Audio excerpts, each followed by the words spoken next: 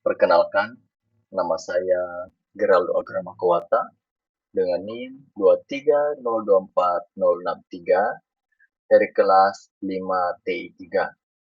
Pada saat ini, saya akan mempresentasikan Executive Information System atau EIS.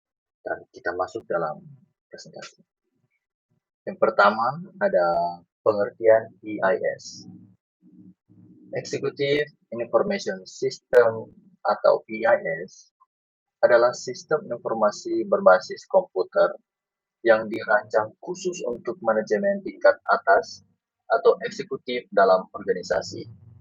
Sistem ini menyediakan akses cepat dan mudah ke informasi strategis yang digunakan untuk mendukung pengambilan keputusan jangka panjang. Kalau kita masuk dalam tujuan EIS, yaitu yang pertama, membantu eksekutif dalam memonitor kinerja organisasi. Yang kedua, mempercepat pengambilan keputusan strategis. Dan yang ketiga, menyediakan data dalam bentuk visual yang mudah dipahami. Lalu ada fitur utama Executive Information System. Yang pertama ada dashboard interaktif. Dalam deskripsi, tampilan ringkas dari KPI dan tren kinerja. Yang kedua ada drill down analysis. Kemampuan untuk melihat detail data dari ringkasan utama. Yang ketiga adalah trend analysis, yaitu melihat pola data dari waktu ke waktu, yaitu mingguan, bulanan, dan tahunan. Yang keempat ada real-time monitoring, atau memantau data organisasi secara langsung saat terjadi. Lalu ada custom reports yang kelima, yaitu laporan yang bisa disesuaikan dengan kebutuhan pengguna. Dan yang keenam ada alert dan notification, yaitu peringatan jika ada anomali atau kondisi penting. Lalu ada karakteristik EIS. Yang pertama, yaitu mudah digunakan. Jadi tidak perlu memerlukan pelatihan teknis. Yang kedua ada berbasis grafik dan visual, atau fokus pada penyajian visual informasi. Yang ketiga ada ringkasan, bukan detail, atau memberikan gambaran besar atau bukan rincian operasional. Yang keempat, cepat dan responsif, atau memberikan data real time atau near real time. Yang kelima, ada terintegrasi, mengambil data dari berbagai sistem operasional. Lalu ada contoh penerapan EIS dalam berbagai industri. Industri yang pertama yaitu Reta. Penerapan EIS-nya, dashboard penjualan nasional, performa cabang, dan tren produk. Yang kedua ada perbankan. Dalam penerapannya, laporan mingguan kinerja keuangan, risiko kredit, dan profitabilitas. Yang ketiga ada pemerintahan. Dalam penerapannya, memonitoring program pembangunan, realisasi anggaran, dan indikator daerah. Yang keempat ada manufaktur. Dalam penerapannya, efisiensi lini produksi, hasil output harian, dan perbandingan target versus realisasi. Dan yang kelima ada kesehatan. Laporan okupansi rumah sakit, performa layanan, dan penggunaan sumber daya. Lalu di sini ada perbandingan EIS dengan sistem informasi lain. Yang pertama yaitu EIS.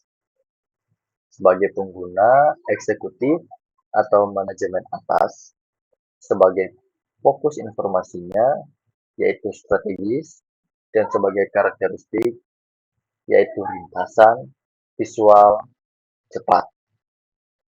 Dan yang kedua ada DSS. Sebagai pengguna, yaitu manajer menengah. Sebagai fokus informasi, yaitu taktis. Dan sebagai karakteristiknya, yaitu simulasi dan pemodelan keputusan. Yang ketiga, yaitu MIS. Sebagai pengguna operasional atau manajer menengah. Sebagai fokus informasi, yaitu operasional, dan sebagai karakteristik, laporan rutin dan data historis. Dan yang keempat ada TPS. Sebagai pengguna, yaitu operator, dan sebagai fokus informasi, yaitu harian, dan sebagai karakteristik, yaitu transaksi mentah dan real time. Kelebihan dan kekurangan IIS. Yang pertama yaitu kelebihan. Yang pertama, memberikan akses cepat ke informasi strategis. Yang kedua, mendukung efisiensi pengambilan keputusan. Yang ketiga, menyajikan informasi dalam format visual yang mudah dipahami. Dan yang keempat, memantau kinerja organisasi secara menyeluruh. Dan kekurangannya, yang pertama yaitu biaya pengembangan dan pemeliharaan tinggi. Yang kedua, membutuhkan data yang bersih dan terintegrasi. Yang ketiga, yaitu rentan jika digunakan tanpa pemahaman konteks data. Yang keempat, kurang cocok untuk analisis data yang sangat detail. Lalu ada tantangan implementasi EIS. Yang pertama yaitu integrasi data dari berbagai sistem yang berbeda. Yang kedua, menjaga kualitas dan akurasi data. Yang ketiga ada keamanan dan akses data sensitif. Yang keempat ada adaptasi pengguna, terutama bagi eksekutif yang belum terbiasa dengan teknologi. Termasuk dalam kesimpulan, Executive Information System atau EIS adalah alat bantu strategis yang sangat penting bagi eksekutif dalam memahami kondisi organisasi secara keseluruhan.